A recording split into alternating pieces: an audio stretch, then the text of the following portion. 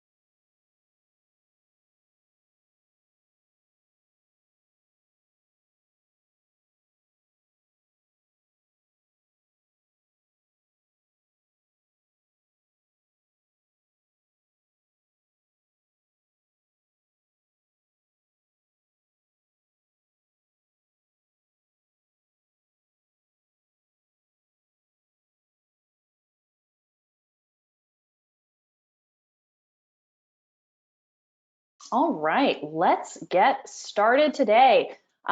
Just quickly checking in. Jess, are you able to hear me, and can you see my screen? Yes and yes. Okay, great, awesome. So everyone, thank you so much for joining us today. It's our first webinar of 2021, and I know we're excited about it. What we are talking about today is introduction to schedules and tasks. You know, a lot of you, I'm sure, are very excited about a lot of the new features that are in FP that we released at the end of last year. And so we wanted to bring it back to base and make sure that everyone was really comfortable and familiar with the basics of the scheduling and tasking so that you can become more advanced and experts in the other areas of our project management. So for us today, you actually have myself, Sophia Wilson. I'm the manager of customer experience here at Function Point. I'm sure a lot of you are probably familiar with my voice from many years of webinars.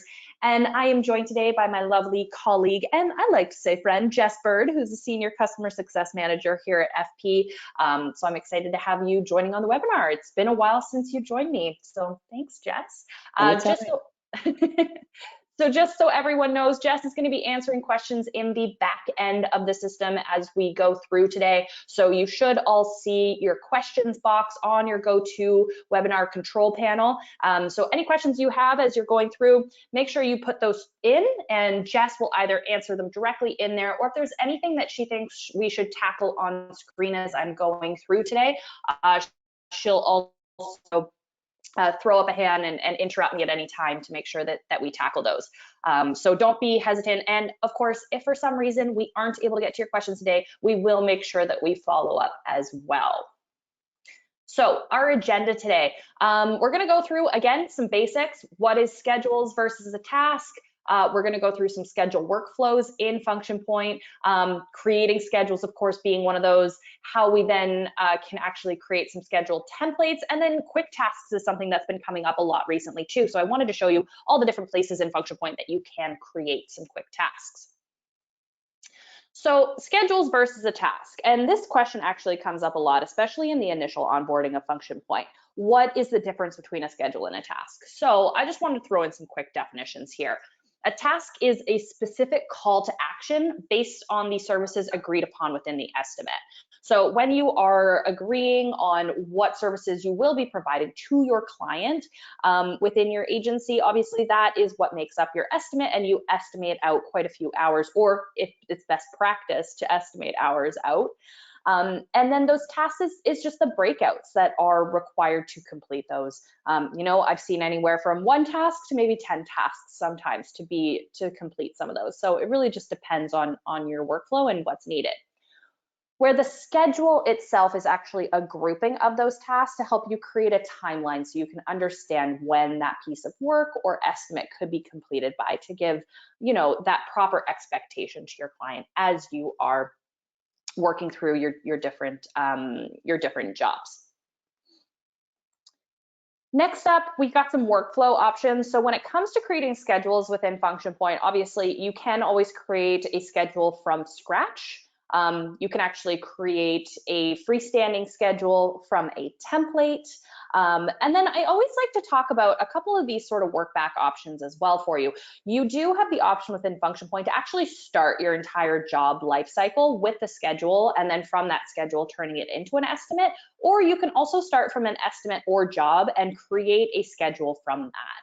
So that's something that, again, we've realized over the last year, maybe not as many people were as familiar with those different workflows, and that there is some work back options when you're starting with that schedule to create the estimate and then making adjustments and moving it backwards. So I will make sure that I also touch on that on screen once I pull up my system for you. But I just wanted to give you a bit of an idea of the different workflows that were available to you. Next up, places to create tasks. So as we've actually released a few new areas within Function Point, I wanted to talk about how you can actually create quick tasks in general, or just, tasks as well as quick tasks. So obviously, as you're creating schedules, you will be creating those tasks directly on those schedules. You also have the ability to create just a single task for a job if you feel like schedules is more than is needed. You can also create, say, a quick task from your dashboard, from the new Kanban view, or from the tasks and to-dos page. So there are lots of little areas that if you are working specifically, you do have the capabilities of quickly going on in and taking and creating a schedule on the fly, or sorry, a task on the fly as you're going.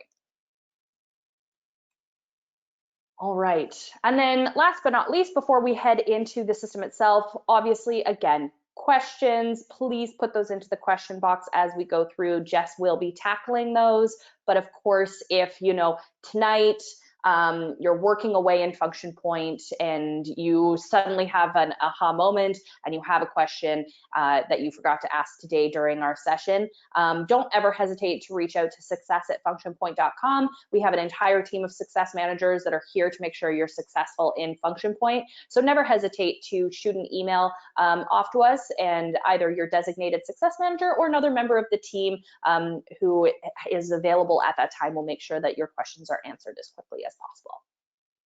Now, before we jump into the system, Jess, I wanted to quickly check any questions coming through as of yet. Not as of yet. I'm sure there will be once you get into the system. All right, great. So let's pull up my system now then. All right, you should be looking at Function Point. So again, for a lot of you, when you log into this Function Point, you will automatically land on our dashboard. All of this is customizable depending on what your needs are within FP. I always just like to remind people of that.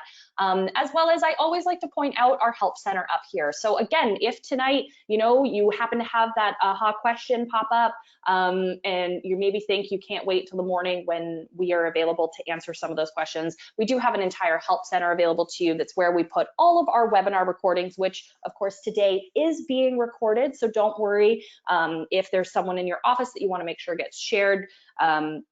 This will be sent out with the slides afterwards so that you have access. Also, you can contact our support team through here, as well as submit any ideas to our product team. And they love to hear directly from our clients. So never hesitate to submit an idea, or if you even want to go in and vote on other ideas. I know I do that sometimes with a glass of wine in the evening. So don't ever hesitate to do that too. I always like to point that out. Great. So let's jump on in. So to start today, I want to just talk about the basics of creating a schedule. So again, there are a couple of spots in the system where it is easiest to create a schedule.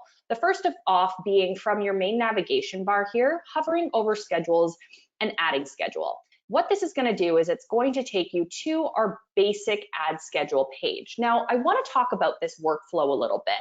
If you choose to create the schedule from this point, this is actually going to create a standalone schedule for you, which means it's not attached to an estimate or job yet at this point. So I almost don't want to jump into this quite yet, but I wanted to show where that option was from this main navigation bar to add schedule. And then the other option, which is also great, is from the view job. And I'm just going to go to a job. And you're always going to have the option to add in, add new, and then add task. Now, because this job already has a schedule against it, that's why you don't see the add schedule option directly in here. However, it would be so that you can go ahead and add that schedule in. Now, as we create these different schedules, I'm going to pop into a schedule itself, just because I wanted you to be able to see a full-blown schedule already built out rather than building something directly from scratch and having to watch us sort of create that. But I want to talk about all the different fields that are available here for you. So in this corporate website that we have created today for this webinar, we do have a fully built out schedule here for you. Now, I do want to just quickly walk through all the different fields that are available here. A commonly asked question when you are building out schedules is, can I change this task name? Which, yes, you can.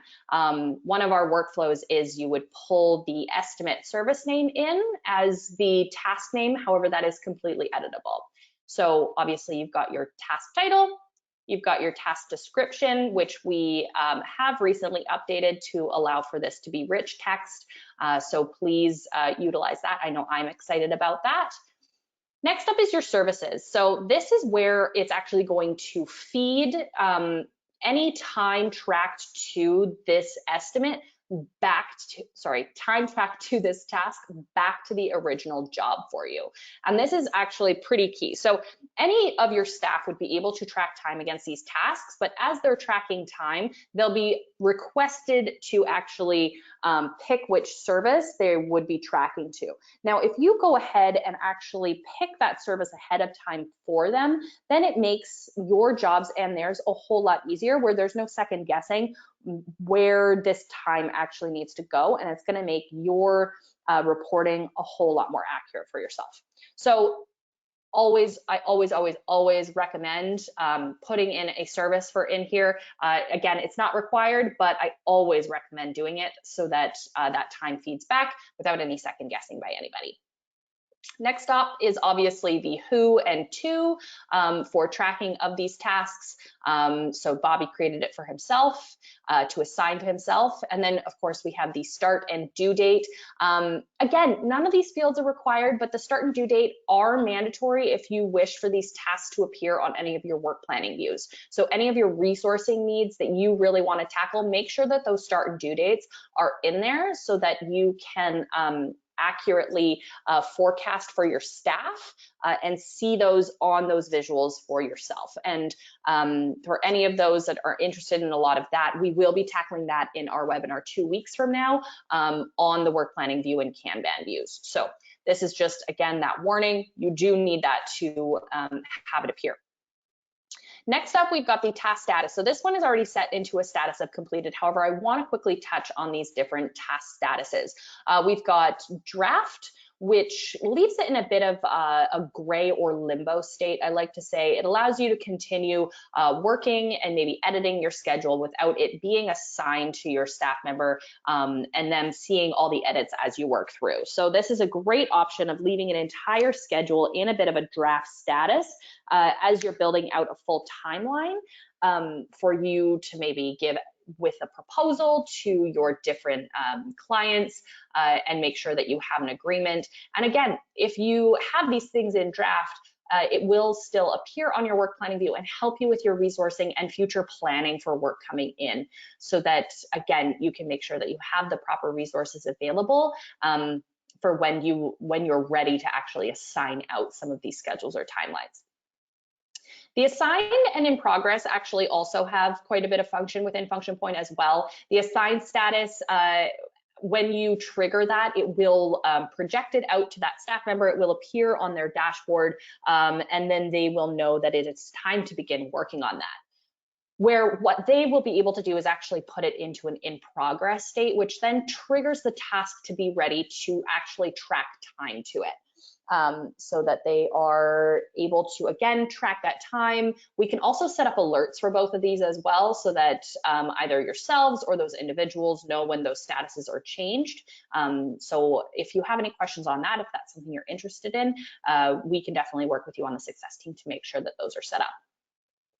And then we've got our completed status. So again, as someone is, the terminology I think sort of speaks for itself. You are now done that task. You do want to complete it. That will actually remove it from the staff member's dashboard, as well actually from the resourcing. So again, it's going to really help with that resourcing piece if someone finishes something ahead of time and you're going to see that maybe they've had some time freed up. So it's important to make sure that you stay in touch with these different statuses and keep them up to date on your tasks. Confirmed is a very similar status as completed. It actually was something created a while ago for managers that wanted to review all completed tasks to ensure that they were completed correctly, so that they can confirm them and then know that everything has been finalized. And then of course, canceled is for scenarios where maybe a schedule does not make it all the way through and maybe a job is canceled halfway through. And a very common question is, can I change the different types in here? Unfortunately, no. This is one of the few statuses in a system that you cannot change. I know we get a lot of kickback on that, but due to its functionality and actual connection to functions within FP, that is why we have not done that as of yet.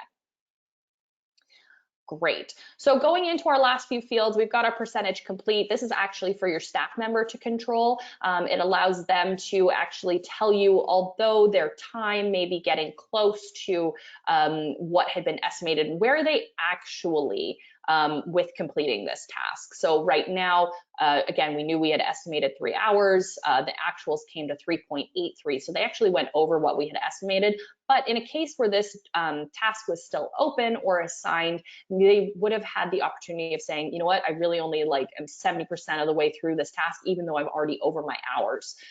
So that is a good indicator. So definitely always recommend trying to make that active within your workflow. Next up is that estimated hours. You will always have your totals by tasking group as well as the entire schedule, but by task, if you, and again, I really do recommend estimating out hours. It will help you with just the management of people and your expectations on how long things should take. It will allow you to also be able to track how people are doing. If they're constantly going over tasks, tasking hours, it allows you to have that conversation with them. It's like, okay, are you okay? Are we setting unrealistic expectations for how many hours some of these tasks are going to take? Or are you struggling with just the task itself? How can you help? So it does allow you to have those conversations with a lot of your staff members and trigger those conversations. Also with that estimated hours, again, that will pull through to something like our work planning view and our resourcing. So you will be able to see how many hours are expected and if people are over and under that resourcing as well. So that does pull through to that too. So make sure that you stay on top of that. The actual fields, not editable here because it is based off of the time being tracked to it. And then we've got priority and milestone. These are 2 editable drop downs within your system. So depending on your workflows, you have the ability to also add those labels in. I have seen them used many different ways. I'm not sure I actually can give a best practice on this one because I've seen it used so many different ways. But if, again, you have any questions on how something maybe in your workflow isn't fitting in particularly well with the schedules, we probably can help you in finding a solution, and it may be one of these drop downs to help with that. And then last but not least, for those of you that are utilizing, say, our portal or actually want to use printouts within the system, you do have these client visible toggles. So if you were to highlight any of those, if you were to, if you were to highlight any of those, you would then be able to have the either entire schedule printout or the client visible items for those options. You know, sometimes something I have seen done would be certain tasks that are maybe a milestone or an approval phase for a client. And so you need to make sure those tasks are on a printout so that they know what your expectations on them are so that you can stay on top of this project being completed on time. So again, very quick run through there of all the different fields. Jess, I want to do a quick check-in with you here before I go on to some of the next items. You are obviously doing a very good job of explaining everything because there is no questions. Wow, guys, come on, give me something. No, it's good. Jess, is there anything that you think I should add that I didn't touch on? I know that you, again, work with a lot of clients yourself too. Yeah, I just kind of want to emphasize, you know, about people talking about things from a schedule level and a tasking level, the functionality that included with the schedule, like being able to rename those internal services that come in, that just the flexibility and that the information feeding into, you know, the work planning view and obviously your whole resource planning environment. I just think it's a really good tool to entertain. And also thinking of things like building out schedule templates that you can already have all of those tasks organized and in place whenever you need to use them. Mm-hmm. Yeah, definitely. Guys, the more information, the better. I'm sure everyone is like, oh, I have to fill in all of these fields. We have created a few things for you to make it easier, and that's going to be in the next view I'm going to show you, which is actually our Gantt view. And I have to say it's probably one of my personal favorites here in FP because there is quite a bit of functionality. And a lot of this is editable in here. So for example, any of these tasks with these dates, if you're building out timelines, you can actually grab this, you can drag and drop it, and it will hold on to those dates and the number of business days that those tasks had spread across. You're also going to still see these updates on what that task status is. We also have dependencies set up in here. So if you know that a task is going to be dependent on another one, we can set those up for you, and they do actually have specific functionality. Number one, which is probably one of the most important, would be, for example, this research and compile graphics task.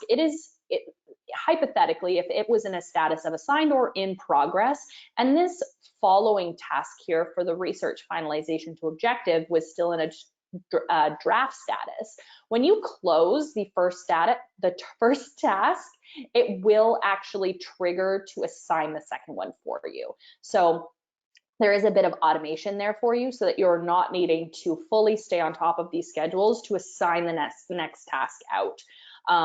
We can create these tasks to link or unlink, maybe if you know that you've made a mistake by connecting them.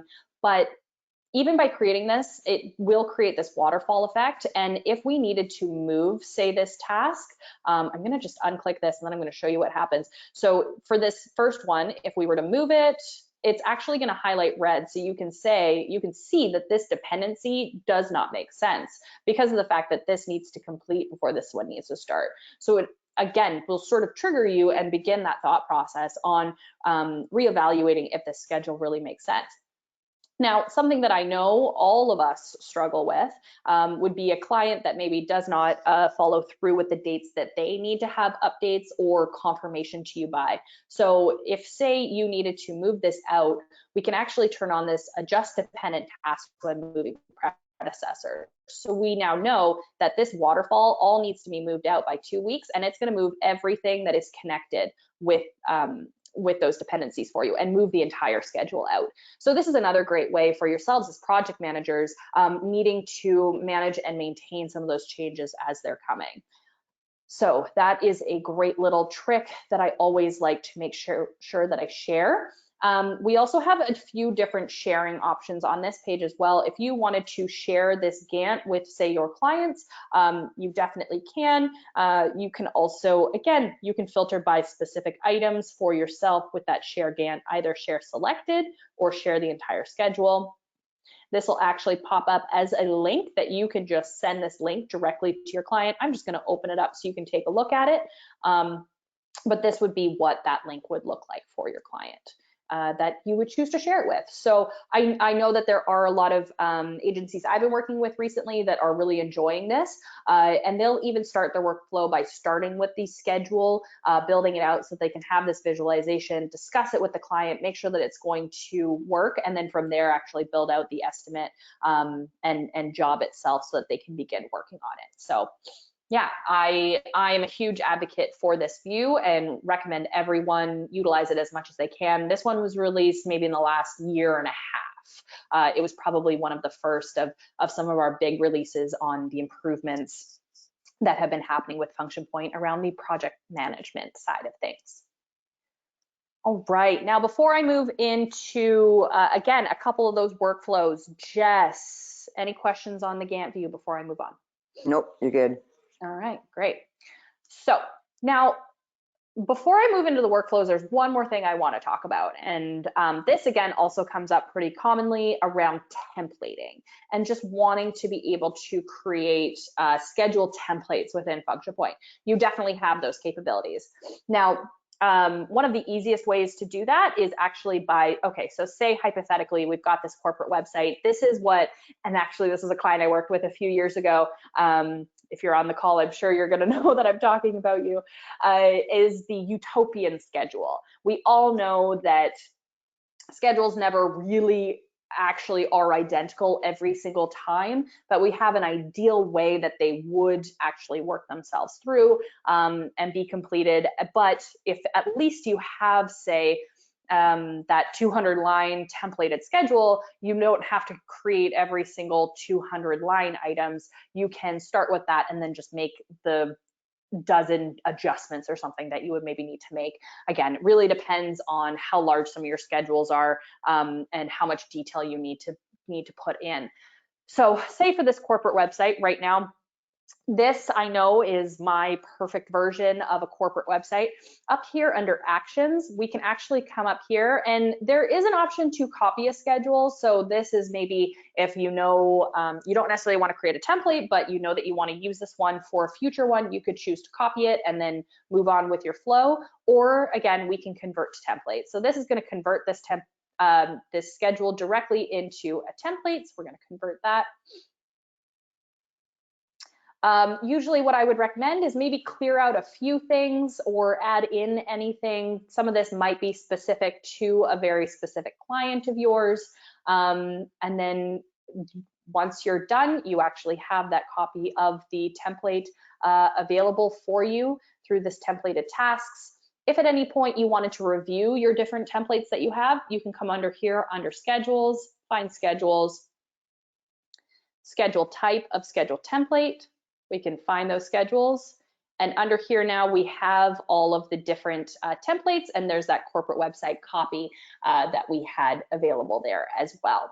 Now, these templates do pop up in a couple of other spots. So let's jump into those couple of different workflows. So the first one I wanted to talk about today is starting one of the most basic ways. So say you have your job or an estimate. I'm going to go ahead and I'm going to actually add in a quick estimate.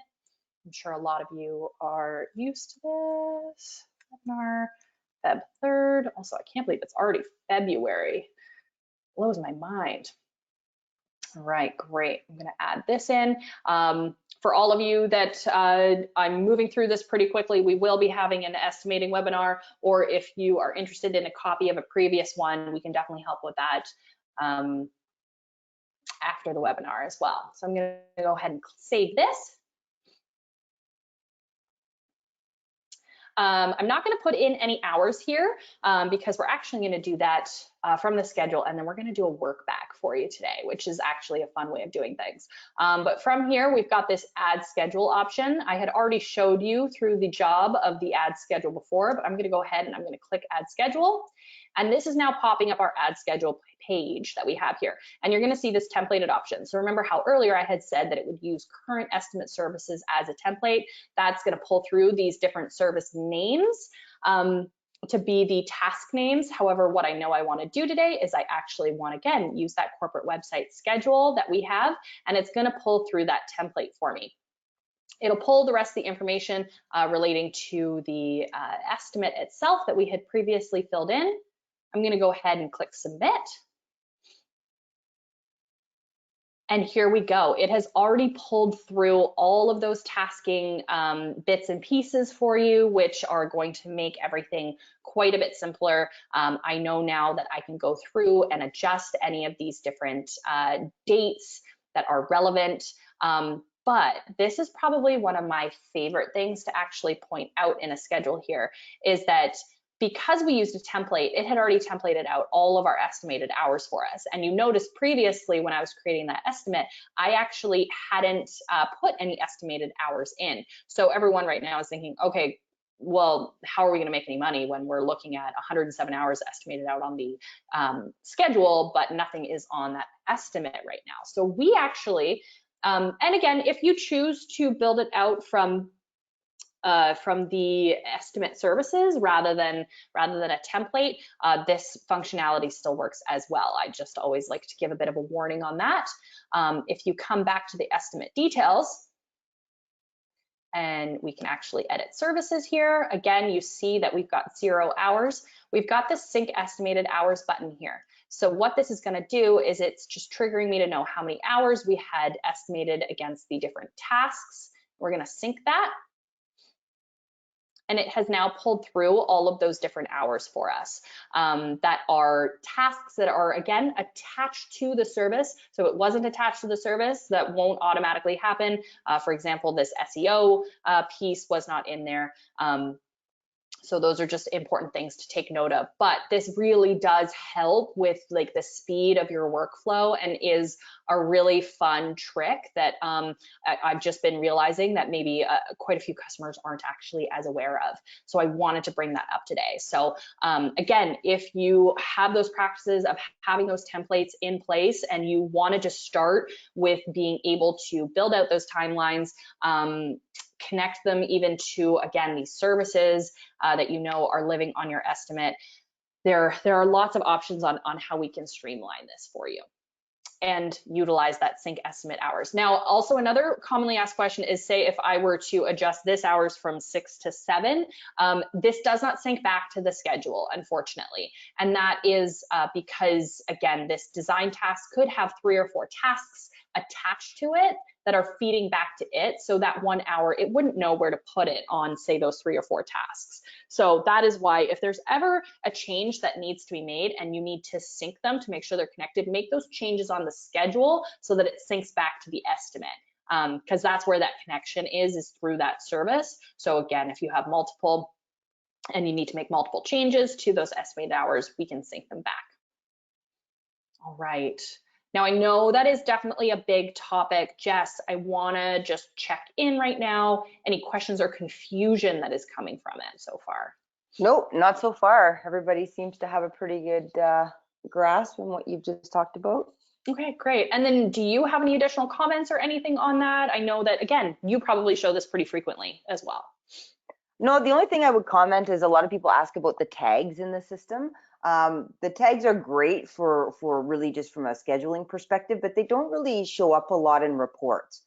The other issue with tags is that once you create the list, there's really no way to edit that list. So my recommendation would be to kind of utilize more of that description area, because that can pull into many reports, even just the find routines within the system or anything that's also in the BI. So just some food for thought there. And that's a really good point too, Jess. A lot of tags that I'm starting to see, and tags were a really good idea. I just haven't seen it flow through to the rest of the system quite as seamlessly as other areas as well. But a lot of the tags I do see commonly used, we actually probably would be better utilized within the priority or milestone dropdown. And then those do show up a little bit more in some other reporting options. So just also some other food for thought to build off what Jess was saying there.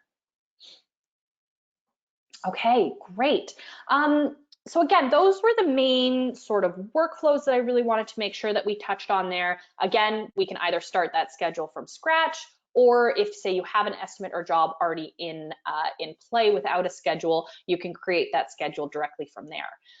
Now, what I wanted to just quickly show on today is just some quick tasks. So again, we know with these schedules in here, if we wanted to, we can add a task directly to the schedule itself. So if you needed to add in additional ones or add in detail, super easy to do from the schedule. Next up, obviously, if you need any standalone tasks, you can actually do tasks and just add task. And again, you can either choose to connect it to an already active schedule, or you can also create just a basic standalone one through our add task page here. This is all the exact same data that we walked through along that main schedule line. The only thing that you can definitely see from this add task page is this upload current file option here. So if you know that there are direct files that you want to make sure are attached to tasks, maybe for approvals or maybe a markup of some sort, you can definitely attach it to the tasks themselves. Something that we also, just for those of you, because you were great and joined us today, we will also be releasing pinning tasks in the next few weeks. But I will definitely be talking about that quite a bit more in our next webinar in a couple of weeks once it's been released and I'll be able to show it. So there will be a pinning option on here as well, which I'm super excited about. A couple other options for creating some quick tasks is obviously from your dashboard here. So if you have any tasks that are assigned to you, they would appear down here. Let's see if we've got some assigned to my role so we can, sorry everyone, I should have adjusted that. But what I really wanted to make sure that we had available to you was this quick task option. So let's quickly assign a task to myself. Grab coffee decaf for Jess, and don't forget the decaf. We will make a due date, just so everyone's aware. Jess is allergic to caffeine, so this is something that I always need to be super careful with when I'm doing this. But adding in these quick tasks, you can give it again, quick title, assign it, add in description, that due date. If you do want to attach it to a scheduler job, we do have additional information down here for you. But of course, if you didn't want to, you don't need to. So maybe I will, just so I can show you some of the time tracking options. Maybe for this, I'll add it to pre-production for some reason and give it maybe half an hour. We'll submit that. This has now appeared here on this dashboard. So this is how it looks for any of your staff members as they are going to be tracking time. This has been put into assigned. I can mark it to in progress so that this little clock pops up and allows me to track time directly to it. So once I know it's done, I can put in that 0.5 hours, submit that, and it will track that time for me as well. So again, that ease of being able to just click that clock has filled in everything for your staff member so that they don't even need to think about it other than going in and putting the amount of time that they've tracked. And you can start seeing that time growing on here.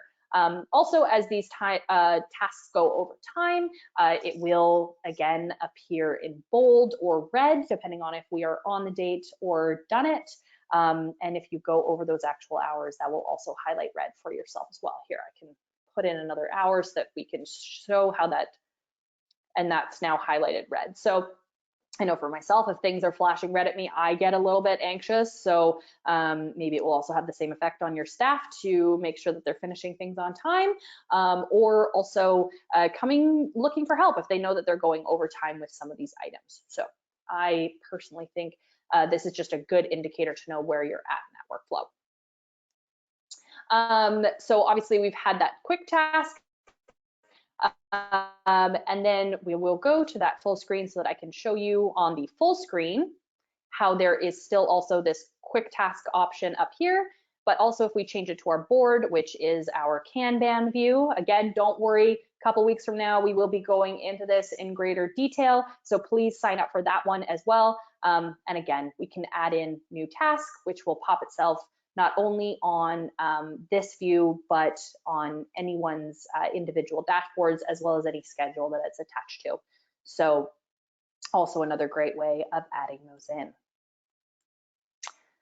Okay, great. So that was really everything I wanted to make sure we touched on today. We try to keep our webinars about 45 minutes.